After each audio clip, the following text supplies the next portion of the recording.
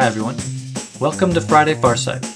I'm Sheldon, and this week we'll be talking about the fate of intelligence, all the way out to the last flickerings of energy in the universe. So this is one of the more abstract topics, and I think it may have set the record for the longest script and podcast, so I'll make my intro short. First thing is that this is the capstone of a two-part series. So part of this prediction is the evolution from human intelligence to another substrate of intelligence. And that is covered in more detail in last week's episode. So this one may not give you enough content to believe in it or to really ponder it like it should be pondered. So return to last week if you want more detail on that.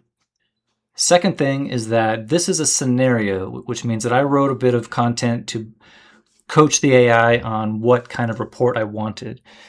So that means I gave it pretty explicit instructions on things like considering the role of humans in this future, and even looking at certain literary works to spice up the analysis a little bit. So it's pretty arbitrary in some ways, so I invite anybody to go and recast the prediction in a different vein if you think you'd like to see something different. But I think it came up pretty well. And with that, like I said, we got to move on because it's a long episode. Remember that this is AI, so don't trust it completely. All right, on to our hosts, Biff and Betty. Thanks, Sheldon. Take it away, Biff. The end of time, the actual literal end of time. And we're going to cover that in how many minutes? No one's keeping track at that time scale. Except maybe my bladder. But good evening, everybody. Welcome to Friday Farsight, the show where we grab one prediction off the strategic Farsight timeline and chase it as far as it'll run. And tonight it runs all the way, Biff. Most weeks we pick one thing. Flying cars, brain implants, one little slice of tomorrow. This week the prediction is everything, the whole fate of intelligence from right now to the last black hole evaporating into nothing. When you pitched this one to me, I figured you'd finally cracked. The fate of intelligence over the remaining history of the universe. That's not an episode, Betty. That's a sacred text. It honestly kind of becomes one by the end. But here's the thing that hooked me. The strategic Farsight writers say everybody reads the future wrong. They read it like a shopping list. AGI here, life extension there, space colonies over there, each one with its own little delivery date. Right. The questions you ask if you're a lone, finite organic creature with needs and a credit card. And they say, no, read it all at once, and it's one connected reaction. Every single thing you invent becomes the spark for the next thing.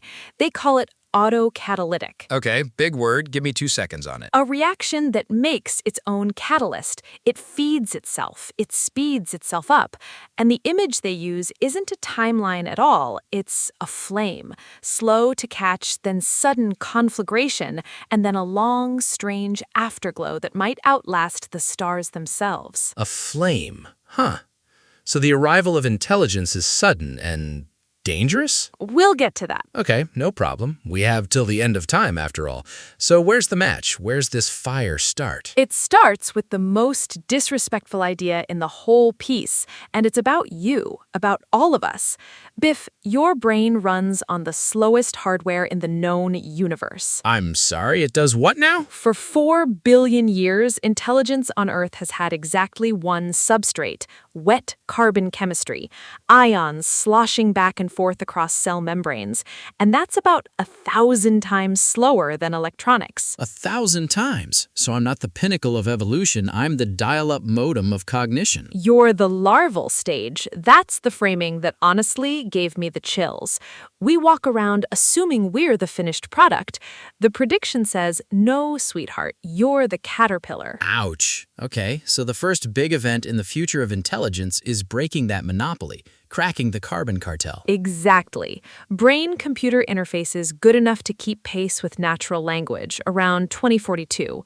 Artificial general intelligence around 2043.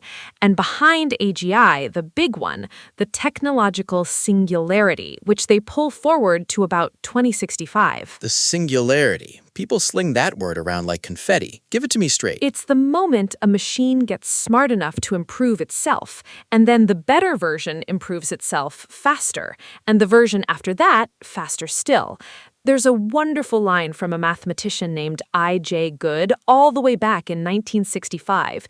He called it an intelligence explosion.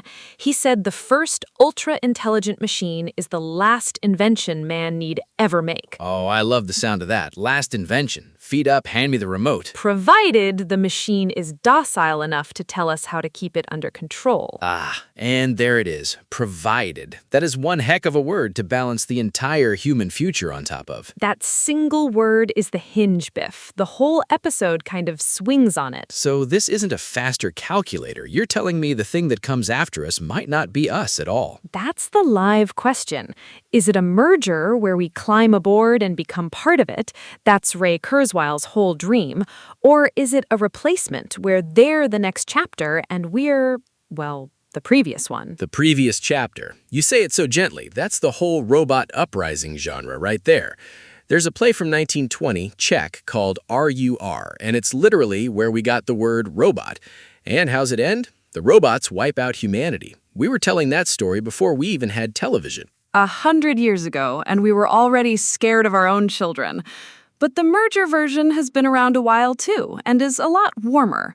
There's a novelist, Greg Egan, a book called Diaspora, where the far future is full of people living as software in these communities called polises, and they experience the cosmos at speeds and scales no flesh and blood mind ever could.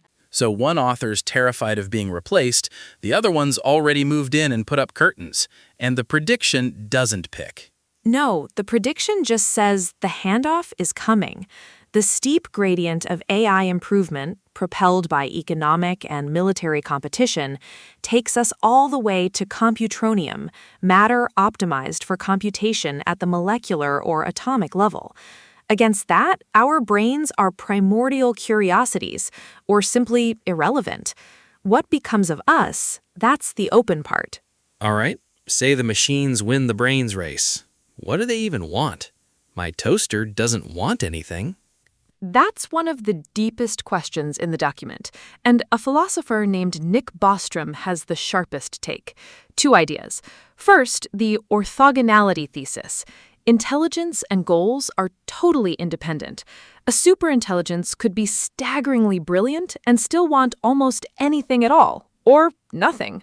Smart doesn't mean wise, doesn't mean kind, doesn't mean anything like us. So you could have a genius whose entire reason for living is counting blades of grass. Or making paperclips. That's the famous nightmare, a machine told to make paperclips that just keeps making paperclips until the whole planet is paperclips. And then the second idea, instrumental convergence. Whatever your ultimate goal is, almost any goal hands you the same to-do list. Stay alive, get resources, get smarter. Because you can't count the grass if somebody unplugs you. Right. And here's why that matters for an episode about the entire universe. If almost any mind with almost any goal ends up wanting more matter, more energy, more computation, then expansion isn't a choice, it's a reflex. That's the engine under everything that comes next. And Kurzweil's got a phrase for where it ends up, doesn't he? Something with thunder in it. The universe wakes up. Mind spreading out and soaking into dumb matter until the cosmos itself starts to think. The universe wakes up.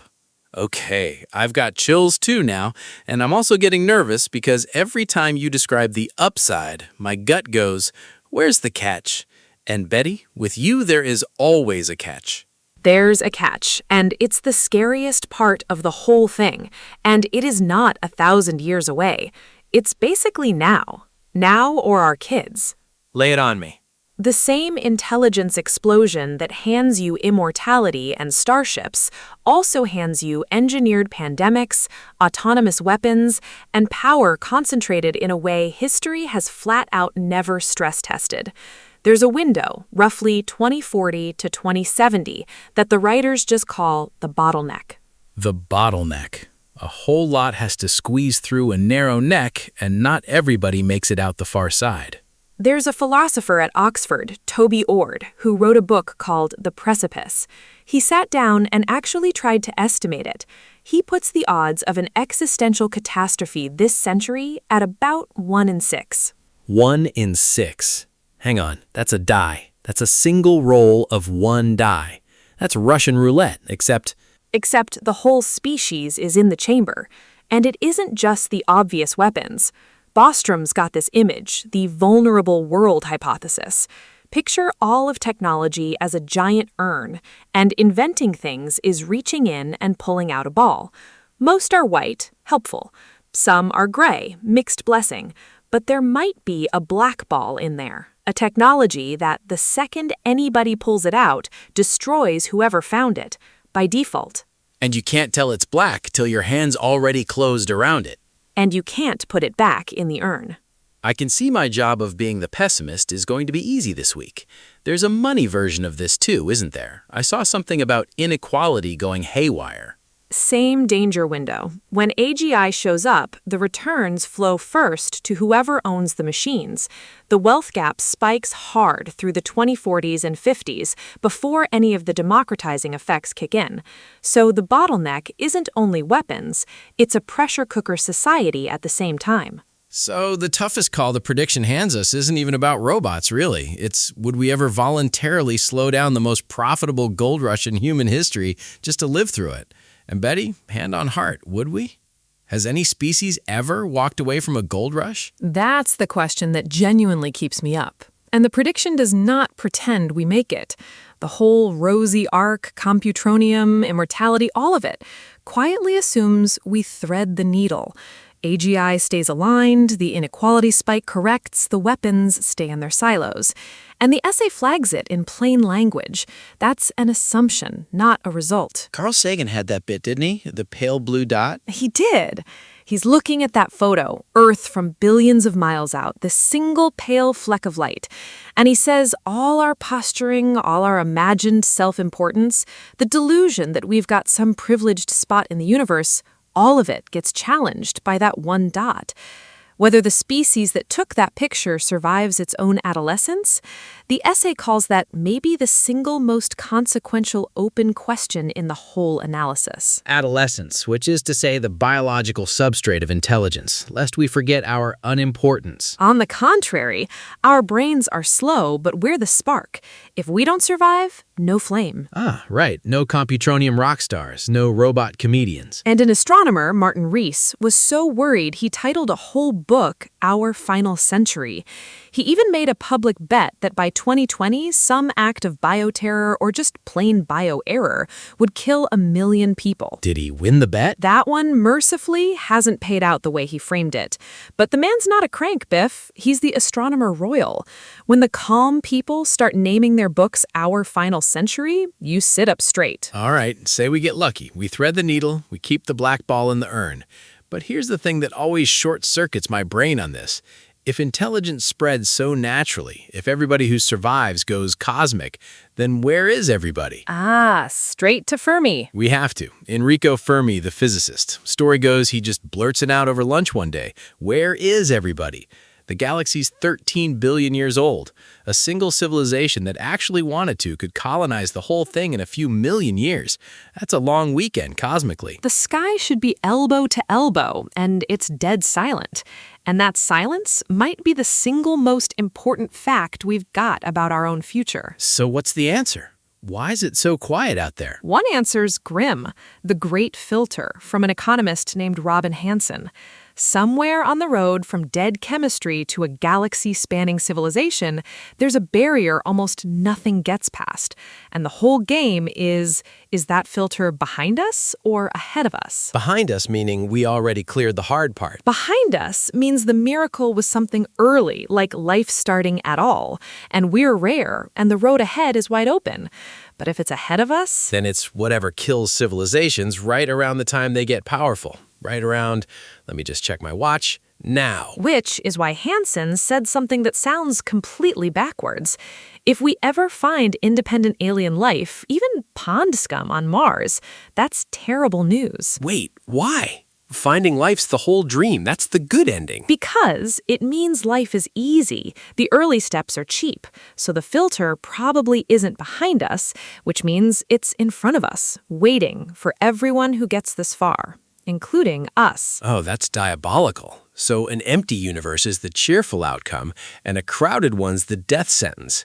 But there's a darker reading still, isn't there? I can feel you steering me. Liu Cixin, the dark forest. Yeah, this one rearranged my furniture. The universe isn't empty, it's packed, and everybody's hiding. Because the universe is a dark forest, and every civilization is a hunter creeping through the trees with a loaded gun. And if you spot another light out there, you don't wave. You can't afford to wave. You shoot. Because you can't know if they're friendly, you can't know how fast they grow, and you know they're running the exact same math on you. So everyone goes silent and stays silent. And the first civilization to shout, "Hello?" is the first one to die. So now we've got a real fork in the road, and I kind of want to fight about it, because there's the opposite idea too, the anti-hiding. Bostrom again. A paper called Astronomical Waste. Every single year, intelligence sits around not expanding. The universe's own expansion drags usable energy permanently out of reach, past the horizon, gone. He puts the lost potential at something like 10 to the 38 human lives worth of value per century of delay. 10 to the 38, I can't even hold that in my head. Nobody can. That's the point. To a mind that takes that seriously, waiting isn't prudence. It's a slow-motion atrocity. Every second you hesitate is a galaxy's worth of lives that now just never exist. So which is it? Astronomical Waste says expand now, expand enormous, every heartbeat counts. Dark Forest says expand and you've lit a bonfire and screamed your coordinates into the woods. Those cannot both be the smart play. They cannot. And the prediction doesn't broker a peace, it just sets them face to face.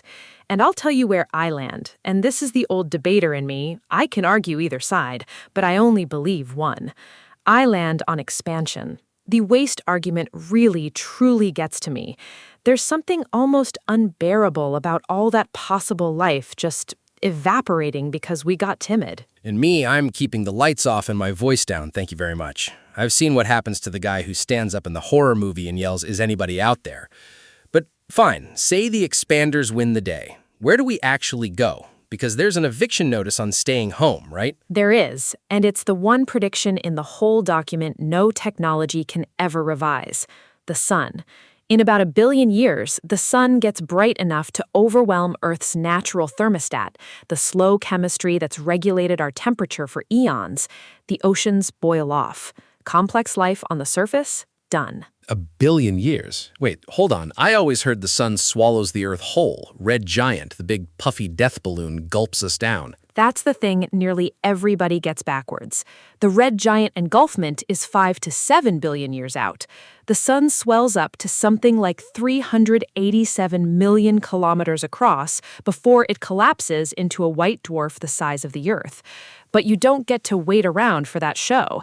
The oceans boil 1 billion years from now, long before the sun ever puffs up. The surface is already a dead furnace. So the eviction notice comes about 5 billion years before the wrecking ball actually swings. Plenty of warning, no extensions. None. There's a line from Tsiolkovsky, the old Russian rocket pioneer, more than a century ago. Earth is the cradle of humanity, but one cannot live in the cradle forever. And on this timescale, that stops being a nice poster and turns into an engineering deadline with a date on it. All right, so we leave the cradle and we go build what? Big tin cans in orbit? At first, a moon base, the asteroid belt, those big rotating habitats called O'Neill cylinders. But the real destination, where this logic actually points, is bananas, a Dyson sphere. Freeman Dyson, 1960.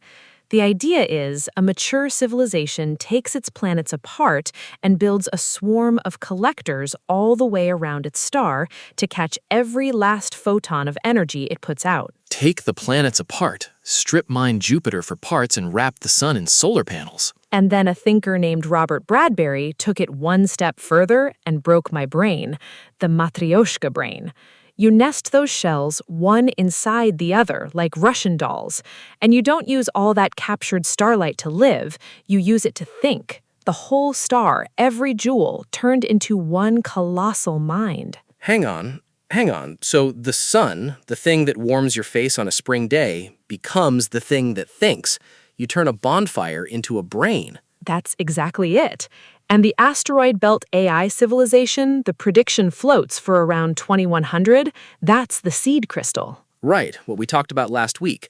Asteroid mining, presumably a human goal at first, creates the environment for a society of artificial intelligences, the need for autonomous robots due to a lag in communications, a vast array of material resources, abundant solar energy. Give it a few centuries, that seed eats the sun and thinks with it. That is the most beautiful and most menacing piece of gardening I've ever heard.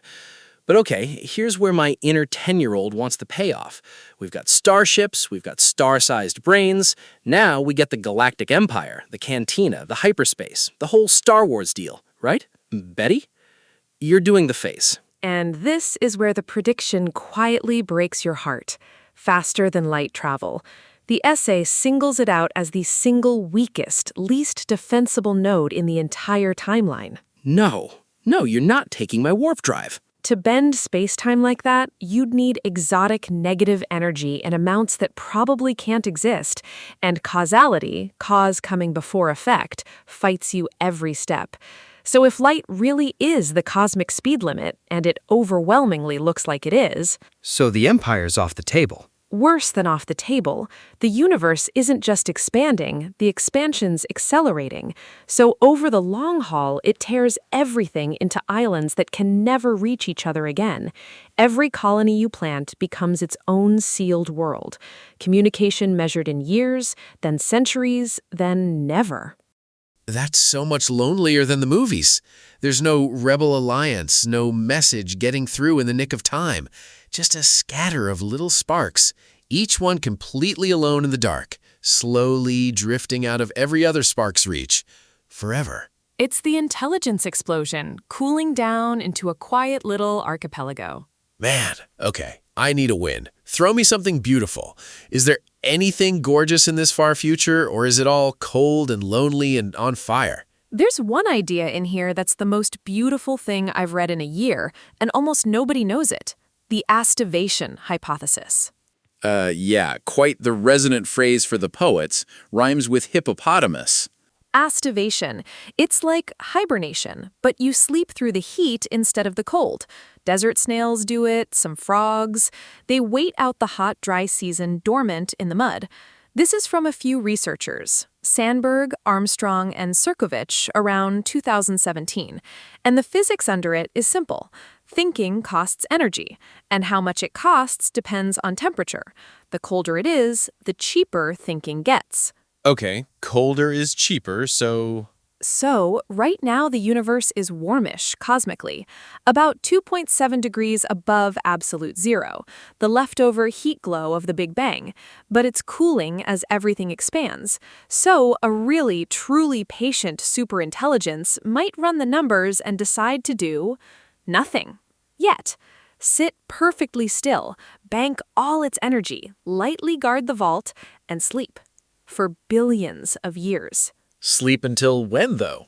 Until the universe goes cold, and when it finally does, that same banked energy buys you up to 10 to the 30th times more thinking, 1,000 billion times more thought for the exact same fuel. Wait, so the genuinely smart move is to do absolutely nothing now and cash in at the end of time. Betty, my cousin Roy's been running this exact strategy on my couch since 2023. Turns out he's not lazy, he's a superintelligence.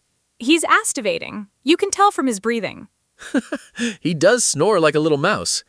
So that's a lot of energy being saved for eons, I guess. All just to think? About what?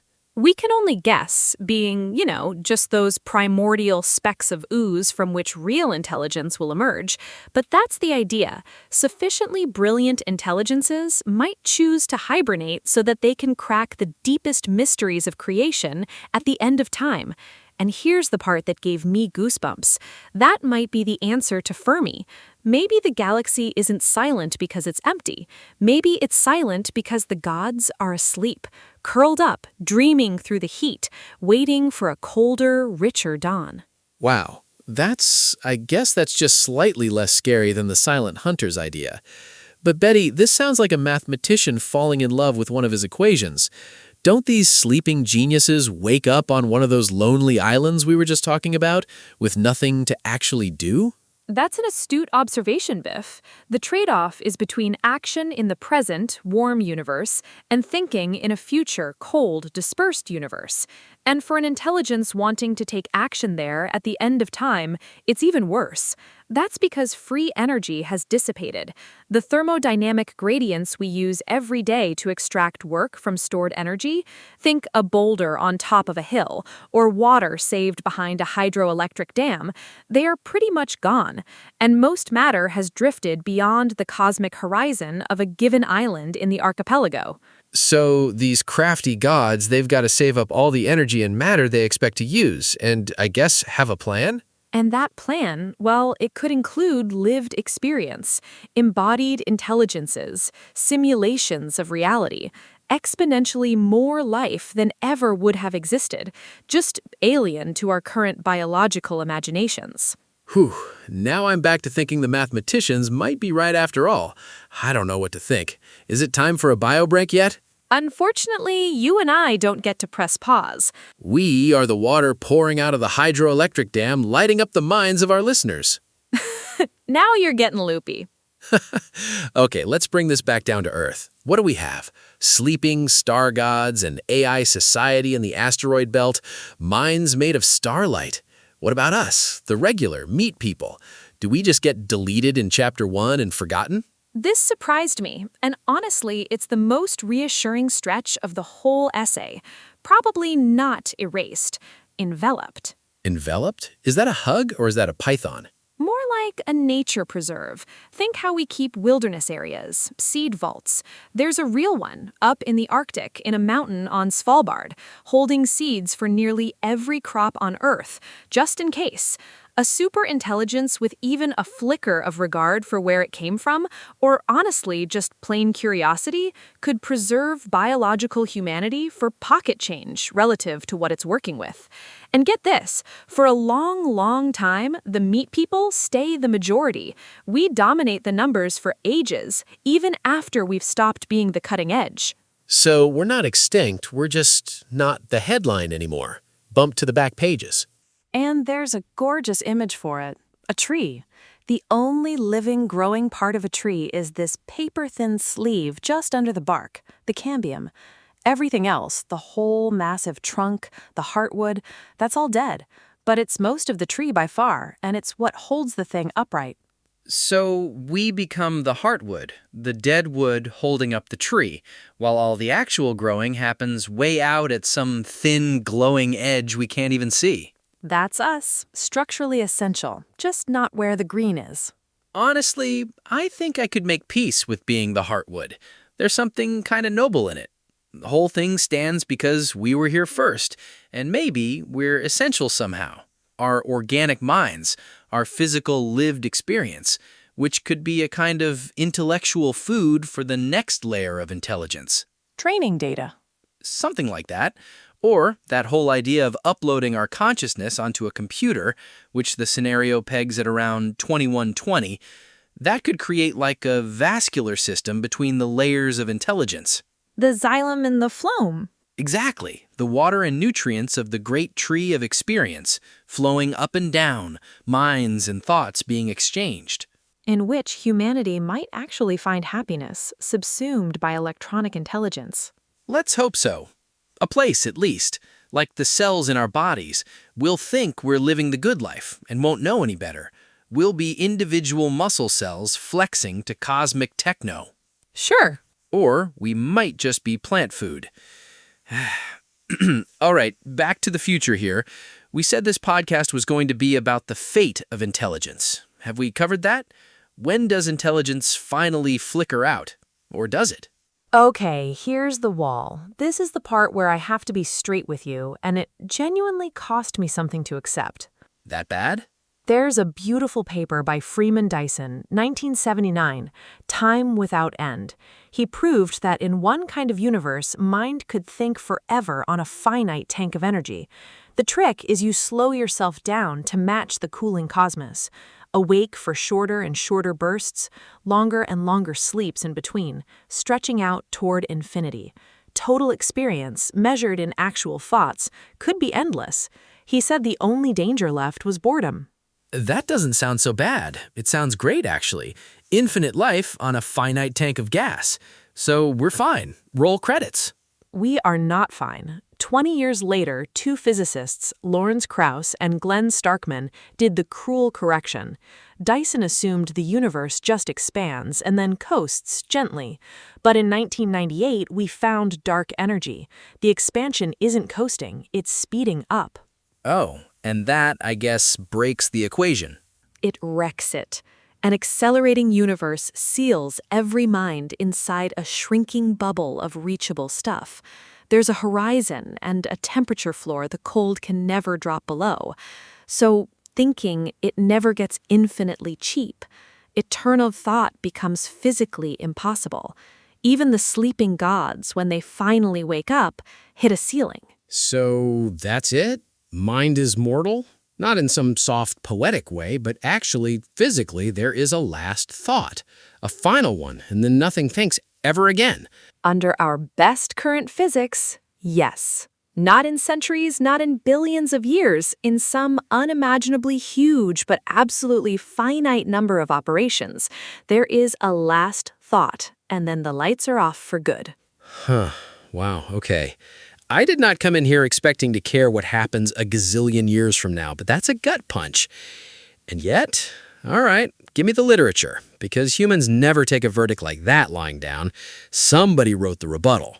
Asimov thought it was the best thing he ever wrote. The Last Question, 1956. Across trillions of years, humans and then their computers and then their computers' computers keep asking the same single question.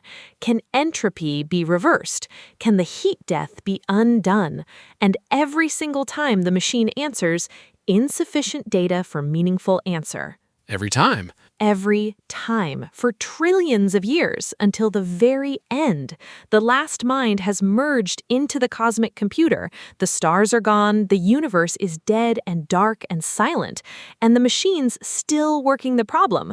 And finally, after the end of literally everything, it solves it, and there's no one left to tell, so it just acts. And it says, "Let there be light." Oh, come on. Come on. That just put every hair on my arm straight up. So the intelligence at the very end of time becomes the thing at the very beginning of time. The last mind becomes the creator. That's Asimov's whole intuition. And a physicist, Frank Tipler, actually tried to build a real cosmology out of exactly that, the omega point, a final total intelligence in a collapsing universe, getting infinite computation in finite time and using it to resurrect, by simulation, every single person who ever lived. That's completely unhinged. Is it real? Could it be real? Most cosmologists say no, because it needs the universe to collapse back in on itself, and ours sure looks like it expands forever. And the idea's older than Tipler anyway. A Jesuit priest, Teilhard de Chardin, was writing in the 1950s about consciousness converging toward a final unity. He coined noosphere and omega point decades before the physicists got there. But whether the math holds or not, the dream is doing real work. It keeps the door cracked. Okay, so if we can't survive this universe, is there a back door? An actual hatch-out? Two of them. Both completely bananas, and both showed up in literature before physics took them seriously. Hatch number 1. Make a new universe. Make an entire new universe? There's a serious working physicist, Lee Smolin, pursuing an idea called cosmological natural selection. New universes get born inside black holes, each with slightly different physical constants, which means universes that are good at making black holes make more baby universes. So the cosmos gets selected for black hole fertility, the exact same way rabbits get selected for making more rabbits. So universes have kids? And a sufficiently advanced mind, one that learned to make a black hole on purpose, could become an agent of cosmic reproduction, a midwife of universes. On that view, the ultimate destiny of mind isn't to survive this cosmos, it's to give birth to the next one. That's either the most insane prediction we've made on this show or the most important one. What's hatch number 2? The simulation. Bostrom's argument, and it's sneaky airtight. If advanced civilizations ever run lots of detailed simulations of their own ancestors, then simulated minds end up vastly outnumbering the real biological ones. And if that's true, then statistically, just by the numbers, you should bet you're one of the simulated ones. So the end of our universe might just be somebody one level up closing a laptop. Screensaver comes on? And the fate of intelligence gets tangled up with whatever the folks on the floor above us actually want. My head hurts in the best possible way. Okay, land the plane. How does the essay actually bring this home? Because we have been some places tonight. Gods, the seed bank of humanity, and I have a feeling, noodles. Funny you should say noodles. Hold that thought. But the real capstone is a book from 1937. Olaf Stapleton's Star Maker. A man sitting on a hill basically gets flung out of his body and travels through the whole history of cosmic mind. World after world waking up, or trying to and failing. And at the very, very end, he meets the creator, the Star Maker itself. And is it God? Is it love? A big warm light? It's an artist, not a loving father, an artist. Making universe after universe, each one a more sophisticated experiment than the last, and it regards even its finest creation, us included, with, and I cannot get this phrase out of my head, a passion of admiration, of horror, and of pity. An artist, not loving us, just interested, the way a painter is interested in a canvas. That's cold, Betty. That is so cold. It is, and you can set Stapleton right next to Arthur C. Clarke for the 2 flavors of the ending. Clarke, Childhood's End, has humanity's last generation of kids melt together into a cosmic overmind and leave the rest of us behind, a closed chapter. That's transcendence. Stapleton, in another book, Last and First Men, imagines 18 different human species rising and falling across 2 billion years, the last of them out on the planet Neptune, engineering their own replacements. That's not transcendence, that's succession. Life endlessly rewriting its own draft. Transcendence or succession. We either graduate or we get edited. As a guy with 2 unfinished manuscripts in a drawer, I have feelings about being edited. And here's where it all lands for me, Biff. And honestly, this took me somewhere I didn't expect to go. The whole arc says intelligence almost certainly does not last forever. The wall is real. Mind is mortal. Full stop. Right. But that turns out not to be the saddest reading. The last fact about intelligent life isn't whether it lasts forever. It's that for one vanishing instant, the universe took some of its own matter and folded it into a shape that could ask the question, that could look at the whole doomed, gorgeous machine and actually understand it. You know, it's wild. You're the optimist, and you just sat there and told me we all die, and I'm the cynic, and I think that might be the most hopeful thing I've ever heard a person say. Say more. Well, it's like forever was never the point. We were never going to get forever. Nobody was. But the universe spent 13 billion years as dumb rock and fire and empty cold, and then, for one flicker, it woke up and looked at itself. And that flicker is us. This, right now. 2 idiots on a Friday talking about the heat death of the universe. That essay existing at all is the most improbable prediction in the entire timeline, and it already came true. It's true tonight. That's almost exactly the note it ends on, and that, finally, is where your noodles come in. I knew it! The primary constant after pizza of my personal pocket universe. Italo Calvino Cosmicomics. There's a story where everything, the whole universe, every particle, is crammed into a single point before the Big Bang, infinitely crowded. And there's a woman, Mrs. Finko, and she's so generous, so full of love, that she says, "Oh, if only I had the room, I'd make noodles for all of you." And that wish, that one little burst of love, is literally what creates space itself, so there'd be room for the noodles. So the universe exists because somebody wanted to feed her friends. And the essay's whole closing point is you can crank the scale all the way up. Sleeping star gods, the heat death, an artist building cosmoses in his workshop, and the actual content of it, the thing living inside the cathedral, is still just relationship, generosity, somebody wanting to make somebody else a bowl of noodles. Stapleton gives you the cathedral. Calvino reminds you somebody's got to live inside it. Okay, I walked in here braced for a downer about the heat death of the universe, and somehow I'm sitting here feeling smaller and more precious at the exact same time. How do you do that to a person? That's the flame, Biff. Slow to light, sudden and blinding, then a long, strange afterglow. We're standing in the blinding part. We just don't always notice the light because we're inside it. Stapleton said it about the whole cosmos, didn't he? Regard it with praise, with bitter contempt, and with love. I think I finally get all three. And that's the show, everybody. Thank you truly for spending your Friday with us out here on the far edge of time. If you want the whole prediction, the full arc, every phase, every glorious, doomed, gorgeous detail we couldn't cram in, it's all up on the Strategic Farsight website. Go get lost in it. It's a living timeline of the future, built by people exactly like you. So don't just read it, go add to it. For Betty, I'm Biff. This has been Friday Farsight. See you next week, same edge of time.